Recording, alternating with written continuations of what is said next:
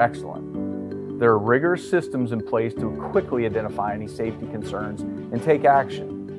These monitoring systems provide information that allows public health and medical experts to update the recommendations and guidelines as needed to ensure COVID-19 vaccination is safe.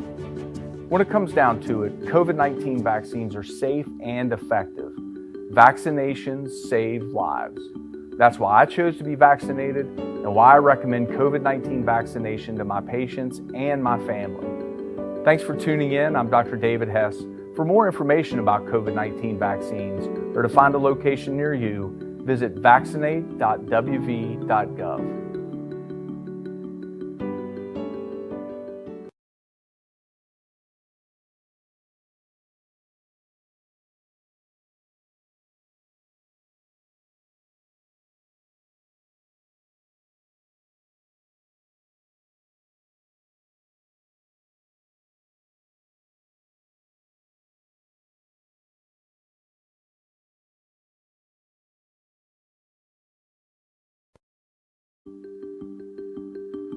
Hi, I'm Dr. Catherine Moffat. I'm a physician specializing in pediatric infectious diseases at West Virginia University. My patients and their caregivers sometimes ask me if children and adolescents can have side effects from COVID-19 vaccination. There can be side effects, although not everyone has them. The side effects that children 12 and up can experience are similar to those in adults.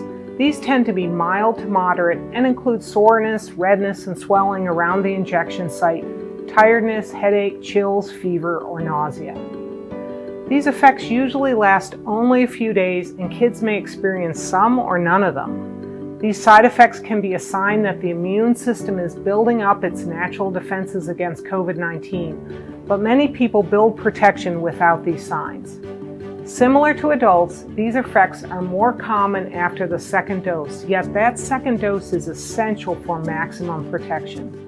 Although these side effects can occur, they are short-lived and outweighed by the benefits of being protected through vaccination.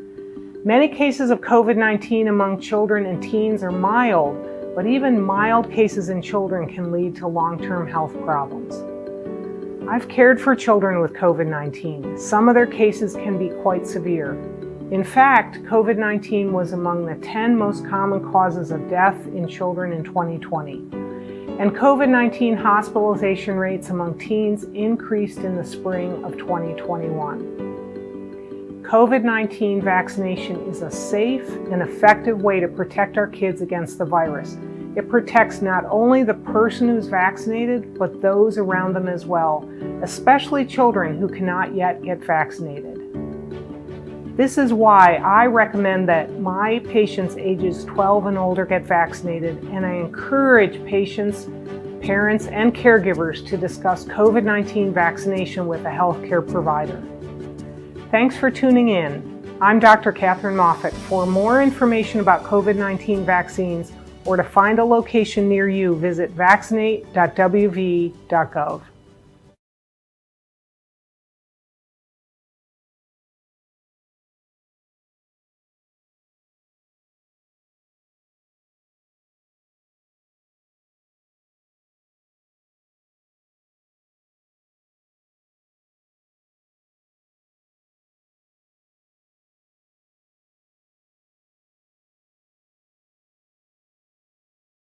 Back to school is almost here.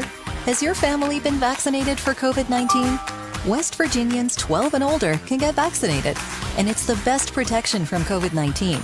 Protect yourself and your family by getting vaccinated today.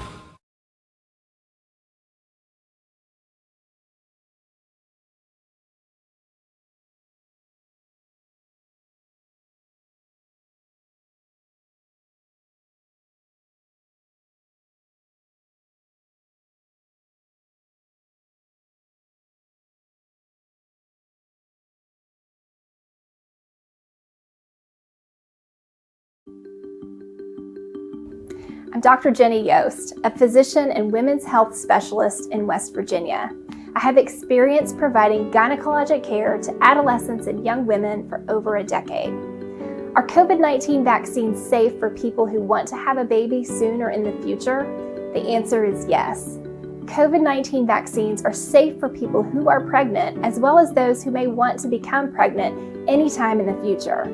There is no evidence that any vaccine, including COVID-19 vaccines, affects people's ability to get pregnant. In fact, leading women's health associations agree that COVID-19 vaccines do not impact fertility.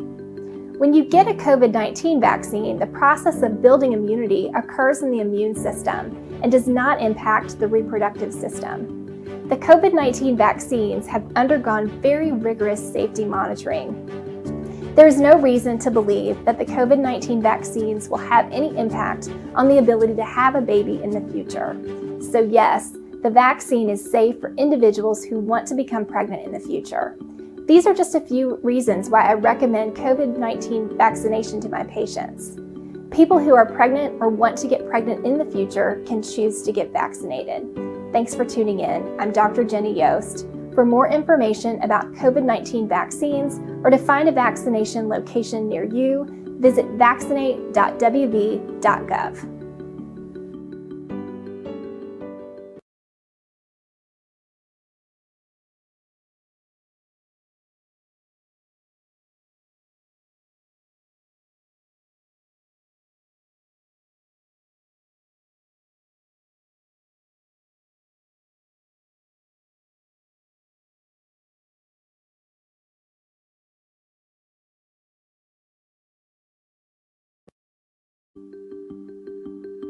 I'm Dr. Kara Willenberg, a physician and chief of infectious diseases at Marshall Health.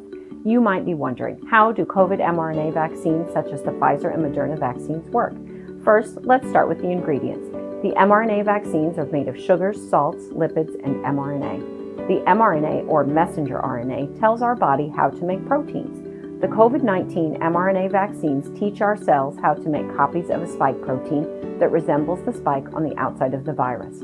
Once our bodies create that spike protein, our immune systems are able to make antibodies. Antibodies can then recognize the virus if we come into contact with it and fight it off. The mRNA from the vaccine does not enter our cells where DNA is made, so it cannot affect our DNA. The mRNA breaks down and goes away quickly, leaving in its place the blueprint for protection. The COVID-19 vaccines boost our natural defenses against the virus. It takes our bodies about 2 weeks after the second dose of the mRNA vaccine to develop maximum protection. You cannot get COVID-19 from the vaccination. By choosing to get vaccinated, you are teaching your body how to defend itself from COVID-19. Vaccination is the safest path toward building a community of immunity. Thanks for tuning in. I'm Dr. Kara Willenberg, and I recommend COVID-19 vaccination to my patients, my family, and my friends. For more information about COVID-19 vaccines or to find a vaccination location near you, visit Vaccinate.wv.gov.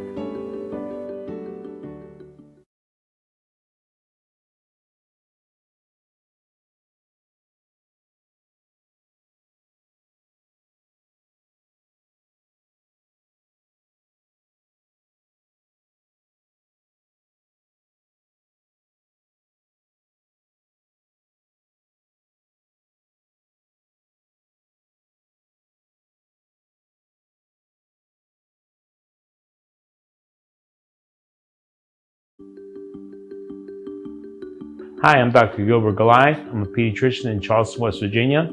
I've been practicing medicine for over 30 years. The parents and caregivers of my patients often ask if children and adolescents should get vaccinated against COVID-19. My answer is yes. As of June 2021, COVID-19 vaccines are available for individuals 12 years and older, and I recommend COVID-19 vaccination to my patients who are able to receive it.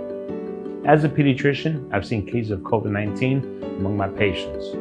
Although many cases of COVID-19 among children are mild, some cases can be quite severe.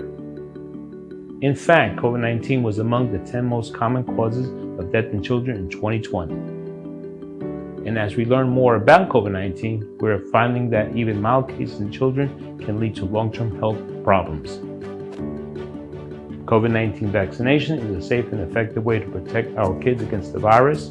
It protects not only the vaccinated individual, but those around them as well, especially children under 12 who cannot get the vaccine yet.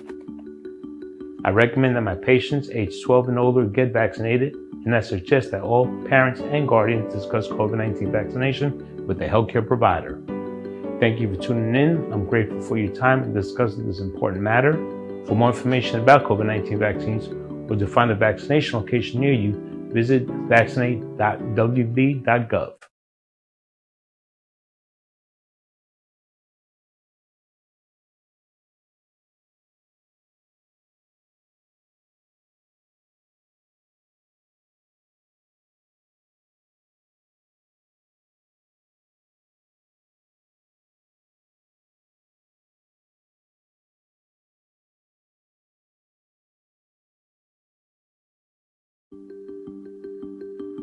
Hi, I'm Mrna Ellis, a nurse practitioner in West Virginia.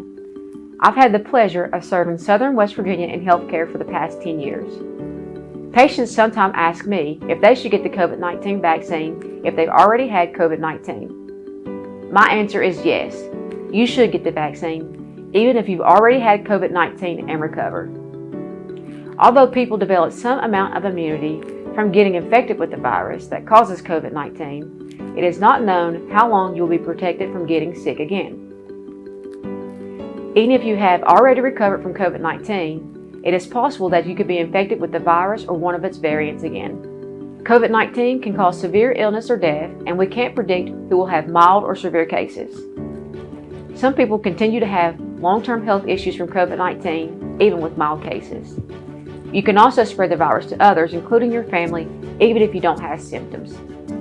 Vaccination is the safest path toward building a community of immunity, even if you've already had COVID-19. Thanks for tuning in. I'm Mrna Ellis, and I recommend the COVID-19 vaccination to my patients, family, and friends. For more information about COVID-19 vaccines or to find a vaccination location near you, visit Vaccinate.wv.gov.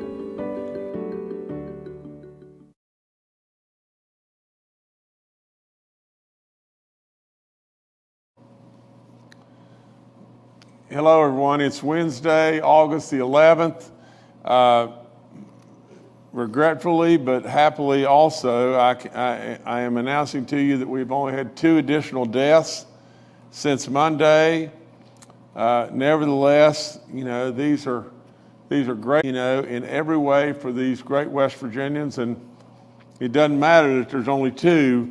These people are really hurting, and their families and all their loved ones. So please keep them in your prayers.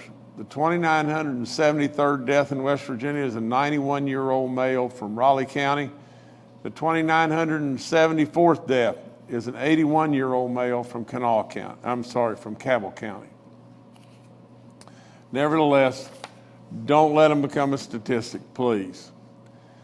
Our numbers continue to ramp up. We have 546 new positive cases in the last 24 hours. The daily positivity rate is still sky high. It's at 6.35. Our cumulative rate still continues to move up. It's 4.96. Get this number. We have 4,625 cases that are active in West Virginia. We have 275 people hospitalized and 114 people in the ICU units. This is the first time we've been over 100 people in the ICU units since February the 8th. We have 5 red counties: Marshall, Wetzel, Upshur, McDowell, and Wayne County. We have only 11 counties that are left in the green. You can see the map. It surely doesn't look the way we want it to look. I remind you over and over and over, if you're 65 and older, if you have any symptom whatsoever, to go get tested, and the antibodies very well could end up saving your life. I've got just a announcement. A great friend, someone we know and we love, is Gil McClanahan. And Gil is hospitalized at the St. Mary's Hospital in Huntington with a non-COVID illness, but he's having a tough time, a really, really tough time. And he's covered the news in West Virginia for over 30 years. He's a good man with a beautiful wife, Connie, of 20 years, a Putnam County resident, and a man that has given so much to West Virginia.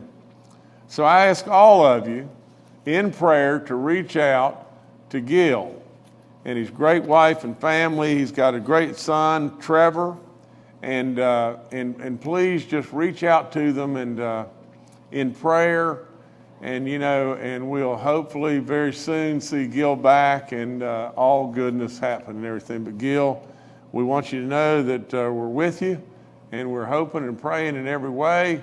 And I'll say great big prayers and everything, for your speedy recovery. I've also got to announce that we've lost 2 miners, one today and one earlier this week. These people, and I know this industry so well, my family's been in this industry forever. One was an independent coal truck driver that was fatally injured early this morning in Randolph County. His name is Timothy Keith Collins of Mill Creek, 53 years old. It's terrible. Another miner that died following an earlier incident was 60-year-old Jeffrey Allen Hudnall, and he was working at Marfork Coal Company in Raleigh County, and on August 4th, he suffered his injuries there. I just want to say just this. The mining industry, like the farming industry and surely other industries that we have, they're dangerous. That's just all there is to it. And we've got to continue to stress safety in every way. But we've got to salute these great, great men and women that absolutely power this nation and produce the greatest coal on the planet for making steel and power the nation in so many ways, and have done so forever. Absolutely, every day we want them to get home to their families. But what they've given us is really important. So, I hate it like crazy anytime and every time that we lose a coal miner. I tell you again about your face coverings and everything. This Delta variant still continues to raise an ugly, ugly head. There's some areas in which, and I think, I probably ought to go into this right now, but West Virginia Wesleyan just announced that they're going to charge people, their students, a non-refundable fee of $750 for students who will not, either have not been vaccinated or will not submit proof of vaccination, of their first shot by September the 7th. Marshall is requiring face coverings there for all their students and everything. They are not requiring or mandating anything at this point in time in regard to the vaccinations. Monongalia County, all students K through 12, staff and faculty will be wearing masks in Monongalia County starting the 19th of August. Kanawha County, the students in pre-kindergarten through the 5th grade will be wearing masks. Students 6th through the 12th grade, it's optional. Putnam County is saying no mask, and the state of Maryland has adopted a similar policy and everything. From the standpoint of where I stand on that, I'm trying to give a lot of leeway to our local officials. But if this thing continues the way it's going, you'll just have to look for the fact that we will have to adjust, and we probably will end up having to move in this direction. It is absolutely without question, and I might as well just show you this right now. This map is the county transmission map of the United States, with the lowest being in blue, the next being moderate being in kind of a tan or a yellow, substantial being in maybe an orange, and the red being in high. July 5th, you have a map on the left. August the 9th, you got the map on the right. It's plain to see that this Delta variant is here, and I've urged everyone to move and get vaccinated. Now, Over the weekend, and I'll get to that in just, well, I might as well do it right now. Over the last few days, we vaccinated 1,700 folks since Monday. Well, that's good in a lot of ways, but it's not enough. It's nowhere close to enough. We do not have people running to the fire like they should right now. Absolutely, without any question, we've got 89.8% of our 65 and olders with one shot and 83.1% of our 50 and olders with one shot. We're at 69.2% of all the population that's eligible 12 and older. All that's good, but it's not good enough, especially with our kids. With our kids going back to school, I urge you beyond belief to absolutely get these kids vaccinated. And we just got to have more people running to the fire. This Delta variant now is in 35 counties. It's still the most prevalent in Berkeley County. You know, the vaccines are tremendously effective against this variant, and it is absolutely another strain that is absolutely highly contagious, and we urge you to get your vaccines. The vaccine eligibility, 12 and older, you were reminded to get your second shot. We need the older folks and everything to help us get the young people vaccinated. It is foolish for us to not have our kids vaccinated. You know, all the COVID information's up there on our vaccine info line. And to do it for baby dog efforts on the last go round, we had some exciting stuff that happened yesterday. And, you know, we had 385,097 people that were registered. You know, we had 4 different stops. We had truck winners Paul Swartz, and we had a registered dietitian. He is a registered dietitian at the Jackie Withrow Hospital. We had Megan Landsberg. She is a professor of music at Marietta College and lives across the border in Vienna, West Virginia. We had one, you know, the winner of our $588,000 winner, you know, was Kara Waldeck, and she's from Charlestown in Jefferson County, but she just happened to be visiting in South, and so we caught up with her at the Southridge Golf Range, and I'm gonna mispronounce this, but is it Larrabee's Pizza? You know, and maybe I got that. The Southridge Golf Range and Larrabee's Pizza in Charleston. We caught up with her there. It was her grandfather's birthday, and you know, great goodness alive, baby dog, you're gonna have to cut back a little bit, you know. But she's a person that actually administers doses of COVID, you know, at her job at Walgreens and the Walgreens pharmacy, and so we thank Kara in every way. She was excited, and she's on to her life in a bigger and better way. And then we went to Spencer, and I guess we went to Marietta, Vienna, and gave the truck to Megan, and then we went to Spencer. There was a gentleman there. His name is Wallace Board, but goes by Wally. And really and truly, this man and his family are so good and just a prince of a man. And literally, he was dumbfounded, and it was just wonderful to be in Roane County. We had the opportunity to go by the hospital, and I'll tell you about that in just a second. But his family has lived in Spencer, West Virginia for 6 generations. It's great stuff. So, Wally, again, congratulations in every way. We had 2 scholarship winners. Well, let me tell you about the hospital in just a second.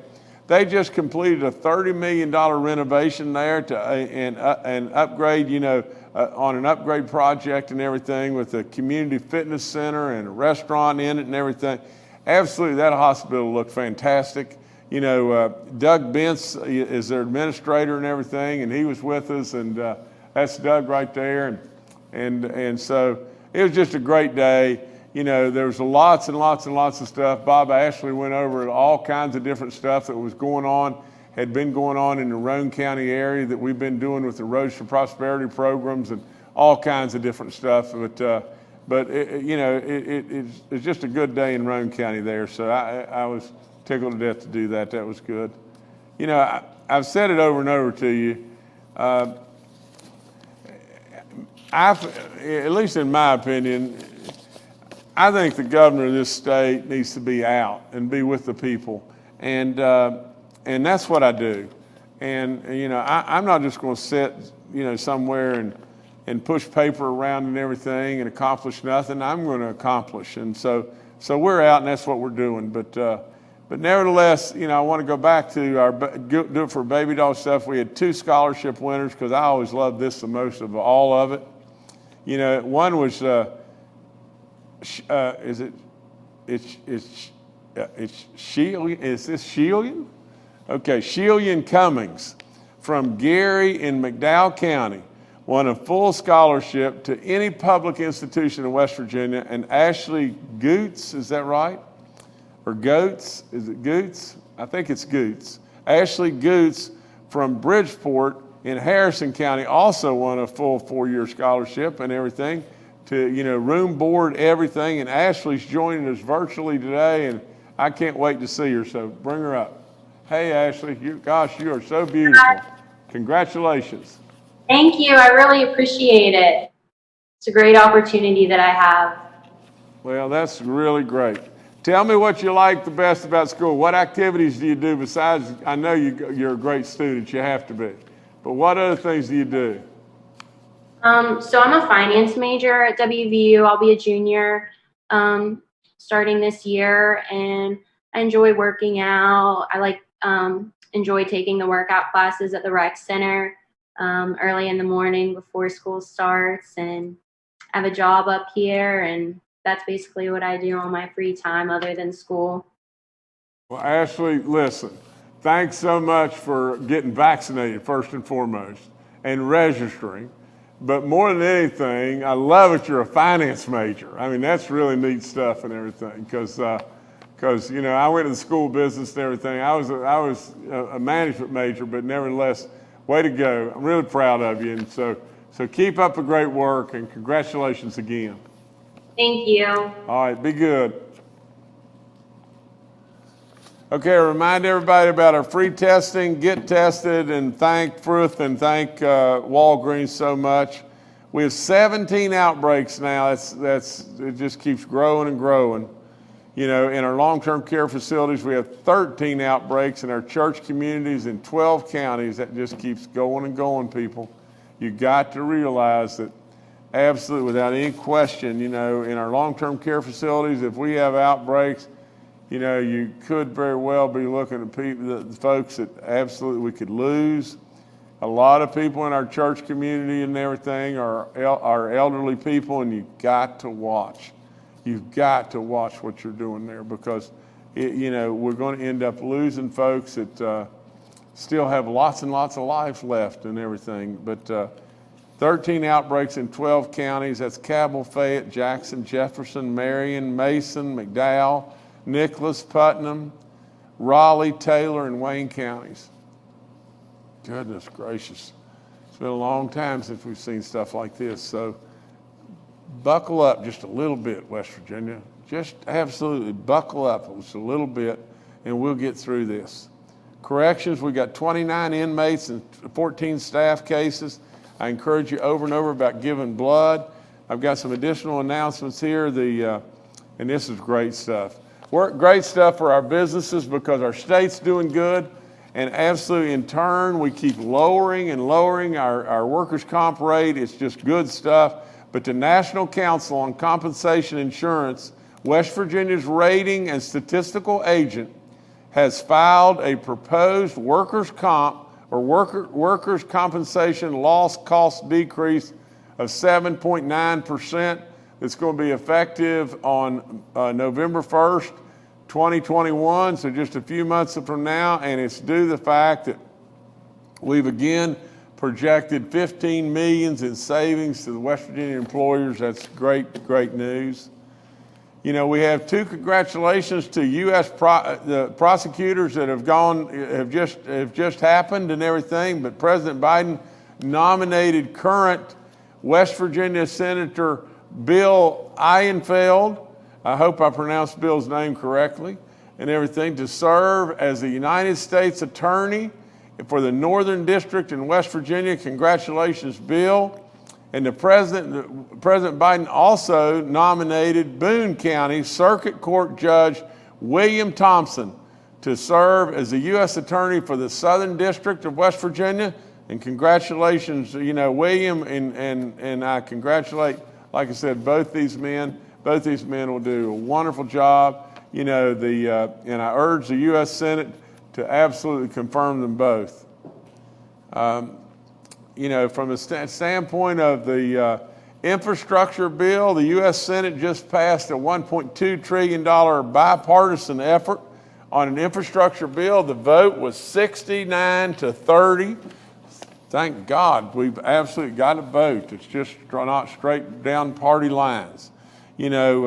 I congratulate Senator Manchin and Senator Capito, but I know that Shelley's worked super hard on this and everything, and I know Senator Manchin has also, but I thank them for their yes votes, and if the Senate version passes, West Virginia could expect to receive, get this, $3 billion for federal aid for highway programs and $506 million for bridge replacement and repairs over the next 5 years.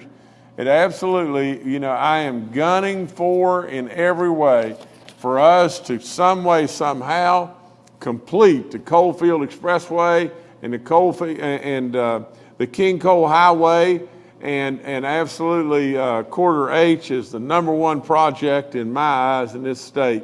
But there's lots and lots of others. There's no question there's lots of others, but we've got to have Quarter H done, and we've got to bring Southern West Virginia back into the real world in contact with everybody. I congratulate the folks at Marshall. Yesterday, Marshall University Bill No Flight School officially opened yesterday at the Yeager Airport. They're going to be training pilots and everything. I thank President Gary Gilbert and Bill No. Bill No is the CEO of NetJets. Nick Keller, the director of the Yeager Airport. And I congratulate all the folks on the Kanawha County Commission. President Kent Carper and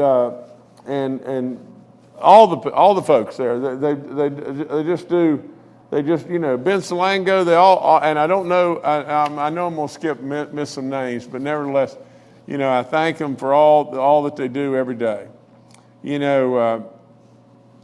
I've really believed in investing in airports. Without any question, I think that is the heart of the engine that drives our communities. Yeager Airport is a shining example of absolutely how investment absolutely turns the key to make all kinds of goodness happen. So we're going to keep pouring it on and keep doing more and more good things for our airports, and I know in turn they do so much good for all of us. And so again to all those, and I know I'm missing somebody, but I just can't place it and everything, but to Kent and Ben, thank you, and for all you're doing on the county commission, and please forgive me for not knowing the other commissioner, but I'm sorry, Wheeler. Okay, Commissioner Wheeler, everything. Okay, I'm sorry, sir. I just went brain dead here. Okay, Jordan, can I make this announcement? Okay, here's a really good thing. All of us have really worked really hard on the Milan situation, and that company now is called Beatrice, and everybody's worked. Everybody's worked. Today, WVU and Beatrice made a big announcement, just made it. WVU and Beatrice are going to negotiate a memorandum of understanding to hopefully transfer the Milan plant to WVU. Then WVU will work collaboratively with the Department of Economic Development, and find potential companies to use this space. WVU's goal is to grow jobs in north central West Virginia And this is a great announcement, a great, great, great announcement. I want to thank Beatrice for coming to the table and working with WVU on this. And we are still pushing in every way in the world to find ways to employ these great employees in the pharmaceutical areas on what they have done for us forever.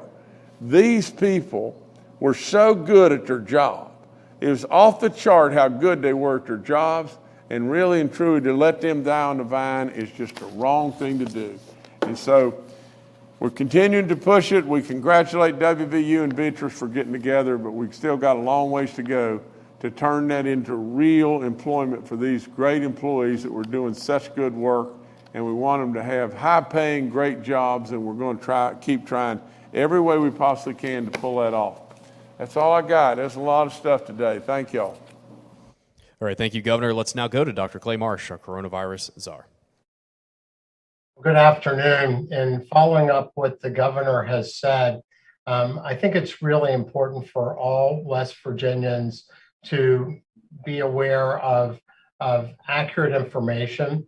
And there's been so much information that's been moving through our press briefs and things that have been published and things that are online that I wanted to spend just a second trying to clarify what I think is a really important issue.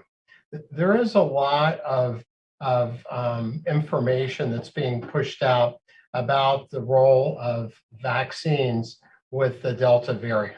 And there is a couple of really critical things to understand. And I want to make sure I'm saying this very, very clearly. So we know that by a large margin, the real intervention that we have at our disposal that saves lives and improves the health and well-being of our citizens and protects our hospitals and healthcare capacity to be able to take care of our citizens are vaccines. And I think that it's really important that I say it that clearly, because people are confused about the Delta variant and vaccines. And I'm going to try to clear up one point that I think people are stuck on. So vaccines are made in order to protect people from very severe consequences of human infectious diseases and other diseases that vaccines are used for. They're used to help the body become more resistant or able to deal with these infections in a much, much more powerful way and a more effective way. The Delta variant of COVID-19, which is the dominant variant in our country, and the governor showed the map, everything's going red, and the dominant variant in our state. And when I say variant, what I mean is it's the new strain of COVID-19. And this strain or variant of COVID-19 is much, much, much more able to infect people than any other variant or strain that we've seen so far. It can infect people like perhaps chickenpox can. It can infect people who are around others for a very short time if other people are infected with this variant. And it can make people who are not vaccinated very, very sick, including children and infants. And we've seen that around the country. Now, importantly, though, this variant is a virus, just like COVID-19 has been. This strain of COVID-19 is a virus, and it's very easily transmissible. But people that are fully vaccinated don't go to the hospital, they don't go to the ICU, and they don't die of that exposure. People that are not vaccinated have a 25 times risk of getting into the hospital, going to the ICU, or dying than people who are not vaccinated. We'll say it one more time. If you're fully vaccinated, 14 days after your last dose, you have a 25 times protection against going to the hospital, going to the ICU, or dying of COVID-19. And we know that in our country today, the people that are in the hospital, people that are in the ICU, people that are dying of COVID-19 are almost all not vaccinated. And that's the reason why the governor is pleading every day and encouraging, as well as General Hoyer, Secretary Crouch, Dr. Amjad, me, everybody else, because it is so critically important that we have our population who is eligible to get vaccinated. Now, the confusing thing for people is that there's a difference between perhaps being fully vaccinated and getting reinfected with COVID-19, which we've reported, say, in the Massachusetts, in that beach town in Massachusetts, Provincetown, where 3/4 of people who got infected in the big outbreak around July 4th were fully vaccinated. So the difference is those people got infected again, even though they were fully vaccinated, but they didn't get sick. They didn't go to the hospital. They didn't go to the ICU. They didn't die. And the difference here is really important, because being able to get infected again and have mild symptoms is not what we want. And those people might still, the people even fully vaccinated who get reinfected might be able to spread COVID-19, which we don't want either, but they are protected against the most severe consequences.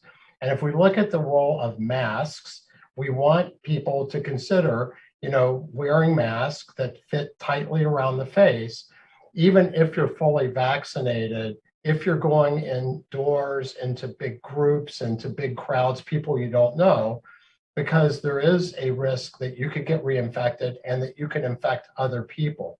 But if you're fully vaccinated, you should feel safe that you're protected against hospitalization, ICU admission, or death.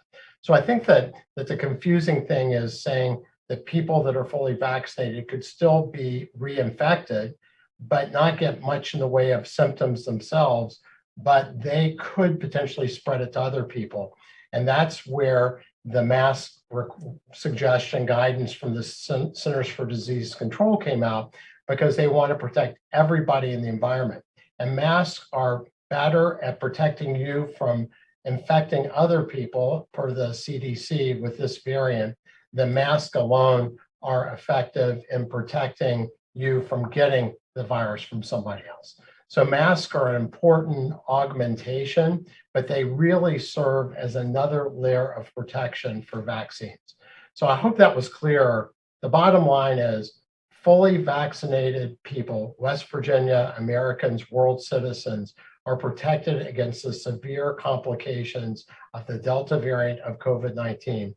And that is why we want every West Virginia who's vaccine eligible to please get fully vaccinated. Thank you. Thank you, Dr. Marsh. Next to retired Major General Jim Hoyer, the director of our Joint Interagency Task Force. Good afternoon. Just want to report that yesterday our Interagency Task Force worked with Chancellor Tucker, Dr. Pursley, and the folks at Higher Education Policy Commission and other agencies and organizations across the state to run an exercise to better be prepared to support our higher education institutions as we go forward with the school year. We're also working very closely with Superintendent Birch and his deputy, Michelle Blatt, and others in that department to make sure we're prepared to assist schools.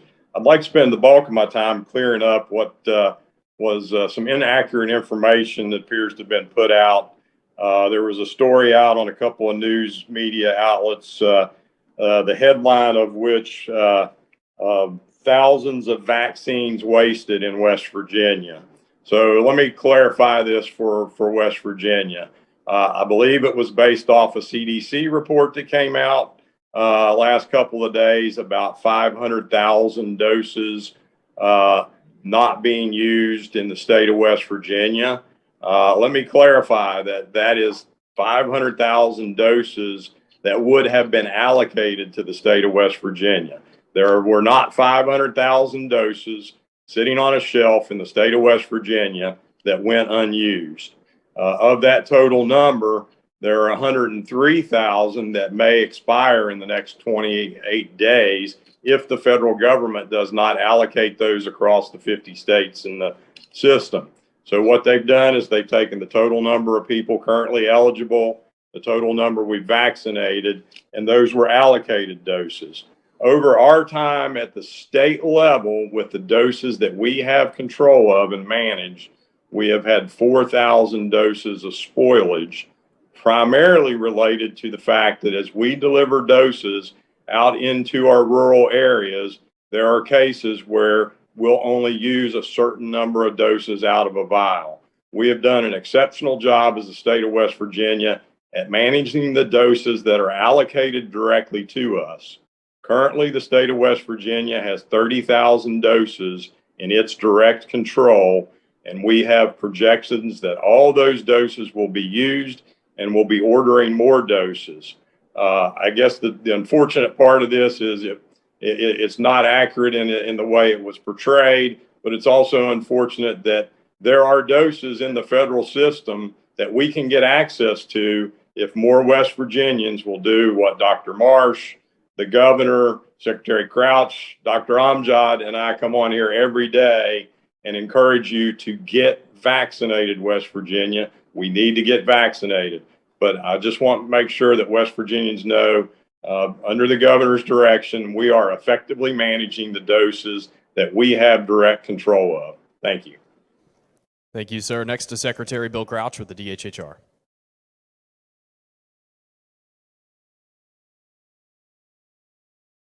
To the COVID dashboard. The governor continues to require transparency with everything we do and to push out all of the information we can push out. Today, we implemented changes to the overview tab for the total number of cases and death boxes.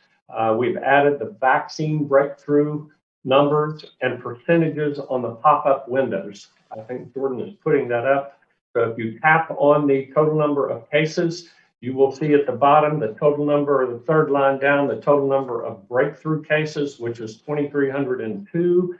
That is 0.26% of the fully vaccinated people who develop COVID. Again, as the governor talks about and Clay talk about every time we're on, that's a very, very small number. This vaccine protects you very efficiently.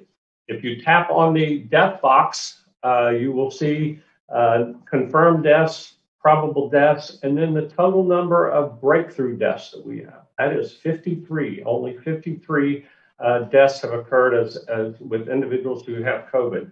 Of the total number of individuals who have been vaccinated, that is 0.006% of those individuals who have been vaccinated. Again, an amazing number for us. The other changes we made are on the 7-day trend. The 7-day trend now has age breakdowns which correspond to the vaccine approvals that we've received. So we have changed this so that we are looking at age 5 to 11, which is what we think will be the next group that's approved for the vaccine. We have 12 to 15, 16 to 20, and up. So we've tried to provide a greater breakdown so that we can look at what ages have been vaccinated and what ages have not. And then finally, on the vaccine summary tab, we have those same age groups broken down in percentages vaccinated for each of those groups. So again, we appreciate the suggestions that we receive. We try to look at those. Sometimes they're doable, sometimes they're not. I want to thank our dashboard team, especially Tim DeBar, who is so dedicated to this. But again, keep pushing us suggestions. We'll push out everything we can. Thank you. Thank you, Secretary. Dr. Amjad, our state health officer, is also joining us today and is available for questions. We'll now go to questions from members of the media. The first today from Kenny Bass with WCHS and Fox 11. Thank you for taking my question. Governor Justice, thanks for mentioning Gil McClanahan, my coworker here at Eyewitness News. He's having a tough time. He is hospitalized, and we are all thinking about Gil today, and thoughts and prayers to him and his family. But we appreciate you mentioning him. Thank you very much. I have a question for Dr. Marsh. Dr. Marsh, this has come up with some people who are, I guess one way to say it is they're not very comfortable with the situation of mandates from the government and wondering about when things will end, et cetera. For fully vaccinated people, how long do you think this will continue where there are mandated mask usages, or at least the governor today was intimating that possibly that could happen again if we swing back, the pendulum swings too far the wrong way? Is this something that has a foreseeable end, or is this just something that is going to go on in perpetuity with no end in sight? Because that's hard for some people to swallow. We have many, many dangerous situations that we deal with every day. Sickness, flu season every year. Is it something that perhaps we should wear masks now every flu season? How much do we weigh mitigation and prevention versus individual choices? I guess that's what the question boils down to. Thank you. Dr. Marsh, go, sir. Thank you, Governor, and thank you, Kenny, for the question. You know, I think that the question is really has really two different parts to me. You know, the first part is, of course, we're in the middle of the most unique public health crisis that our country has seen in the last century. And ultimately, you know, Kenny, we are seeing this pandemic unfold.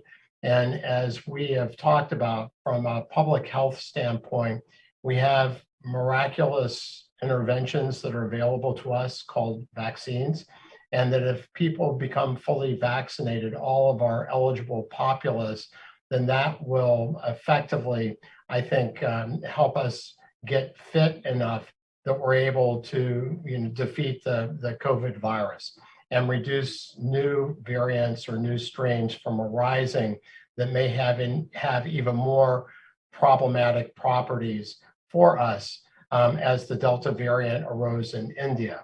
I would say the second part of the question is that when we look at mitigation strategies, like for instance, masks or physical distancing or doing those other practices, I see that in many ways as a commitment and a decision in altruism. I mean, one of the things, and I wrote about this before, and I know that maybe not everybody is agreeable to almost anything these days, but one of the things that I wrote about was that I thought a key element to our success to date is our kindness. Our kindness as a state, our kindness to each other, that goodness that the governor talks about. And this is part of that goodness. So to me, as a fully vaccinated citizen, I am wearing a mask going indoors and going around crowds and et cetera. And I'm doing it really for two reasons. One is that I do understand that I need to practice what I'm preaching. And it's important for me to not, you know, be a person who spreads COVID-19 if I would happen to get reinfected with it. But as a fully vaccinated person, I feel very safe that I'm protected against the most severe consequences. But I'm also doing it because I care about, you know, my role in the state as a citizen and my responsibility not only to myself, but to my other fellow residents and community members. And so I see wearing a mask not as a punitive measure. And of course, the governor has not made a mandate and we don't have a national mandate. So people choose their own path there. But I see it as an act of citizenship, civility, working as part of a greater whole and showing that I am trying to practice the golden rule because I hope that other people show that same level of altruism and kindness to my family and the people I love as I hope that I can to others. All right, thank you, Kenny. Next to Mark Curtis with Nexstar Media. Thank you, and let me join the chorus of voices sending prayers to Gil McClanahan, a really good guy and a great news reporter. We wish him a speedy recovery and are praying for him. This question is probably directed at General Hoyer. The governor can chime in too, but Dr. Sherry Young, who heads the Kanawha Charleston Health Department, restarted her Saturday clinics for vaccinations and testing last weekend. They're going to happen this Saturday and next Saturday. They're also scheduling one for Nitro. So they're really ramping it back up in the state's most populous counties. Are we seeing this in other counties and other hot spots around the state? Kind of give us a sense of what all the county health departments are doing to kind of kickstart their testing and vaccination and taking it to the next level. General Hoyer and Dr. Amjad, y'all take this, please. Yes, sir. And I'll start out. Mark, I think you're correct, and you're seeing that in Kanawha County, and Dr. Sherry Young have been a great partner. I know that up here in Monongalia County, Dr. Lee Smith and the team here are starting to do the same thing. And Ian has a lot of regular contact with our county folks and may have some other examples for us. Ian, I'll turn it to you. Thanks, Jim. Mark, we're working with the health departments now. There's some health departments will start doing that. We're also still working with our joint interagency task force to set those up. We do know some health departments are working on restaffing.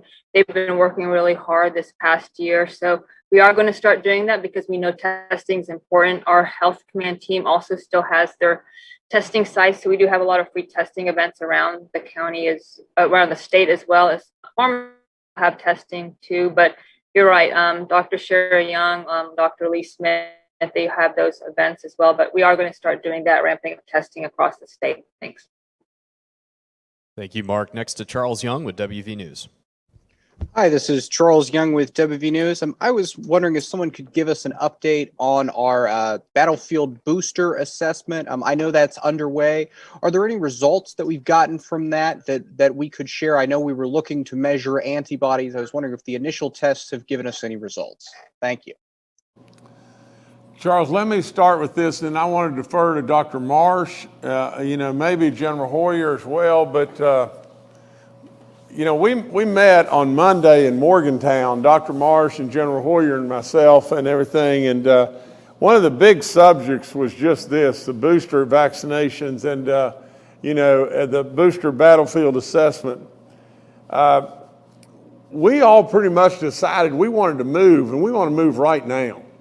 And from that, then we were teeing up to not only just be in the assessment business, but we were teeing up to drop the hammer and move to start vaccinating people and giving people their booster shots.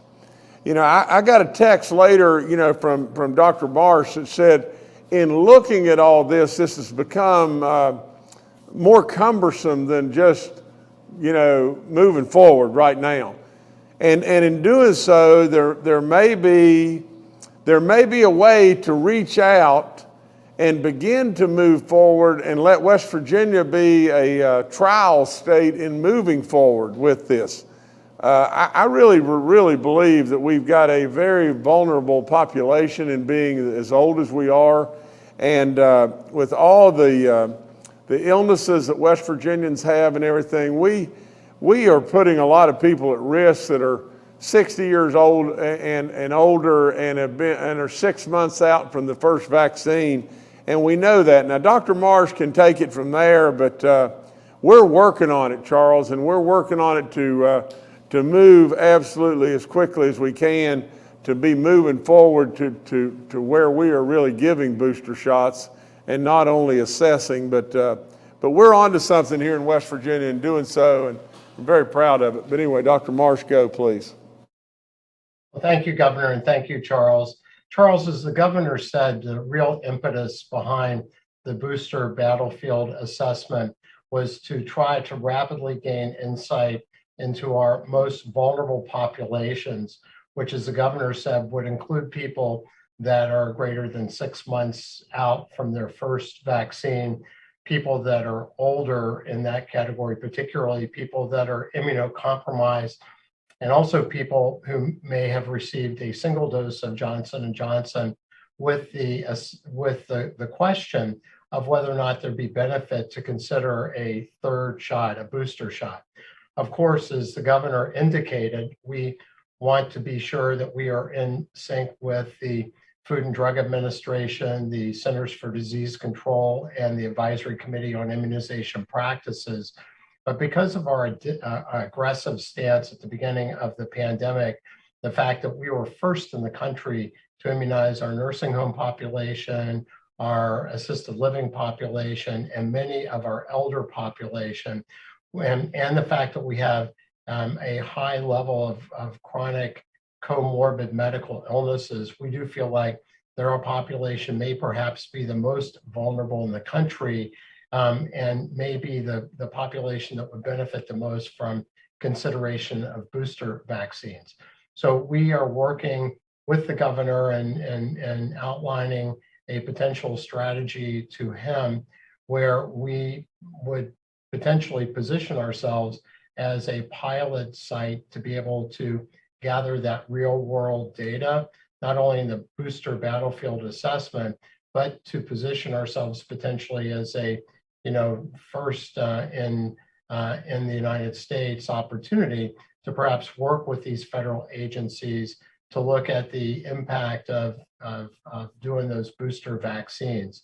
And this is something that we will detail as we get more clarity from our partners on this. But we do believe wholeheartedly that as our oldest population, most vulnerable population, is the longest vaccinated, population in our country, that we have the highest potential benefit for our population as any to be able to, look at that third booster, and particularly look at that as we see that there are sufficient numbers of vaccines in our country to be able to not only give people who haven't been vaccinated their vaccines, but also be able to consider those folks in the category the governor outlined to potentially be eligible for a third vaccine, of course, done in collaboration and under the guidance of the FDA, CDC, and our White House colleagues. All right, thank you, Charles. Next to Paul Mullen with WCBC. Good afternoon, Governor. Good afternoon, panel. Listening to Dr. Marcia, it kind of sounds like you know what you're going to find already, and that you're going to be ramping up a booster shot program. General Hoyer, the question is for you. How quickly could that happen? Is that something that you could start tomorrow, or would you need a week to get it going? Are there operational challenges that I don't know about? Thank you. General, before you go, Paul, let me just make a comment. You have thrown a watermelon to General Hoyer, and he's standing with a tennis racket ready to answer this question, because this is right in his wheelhouse. General, go.